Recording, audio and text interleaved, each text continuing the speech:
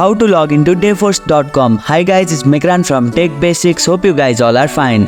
Today I'll be guiding you how to log into Dayforce.com. Login in Dayforce.com is quite easy, so without any delay, let's get started. Open your web browser, launch your preferred web browser on your computer.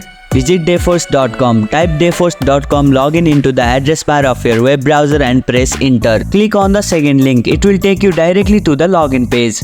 Enter your credential. On the login page, you'll typically see fields to enter your email address and your password. Input the email address associated with Dayforce.com in the designated field. Then enter the password in the provided field. If you can't access your account, click on Can't Access Your Account. Click on Sign In. After entering your credential, click on the Sign In button to proceed. Verify if necessary. Depending on your account setting, you may need to complete a verification step. This could involve entering a verification code sent to your email or phone number. Access your account. If the credentials you provided are correct, you will be logged into Dayforce.com account. You should now have access to your account dashboard where you can view job postings, update your profile and perform other relevant action. That's it, you have logged in successfully.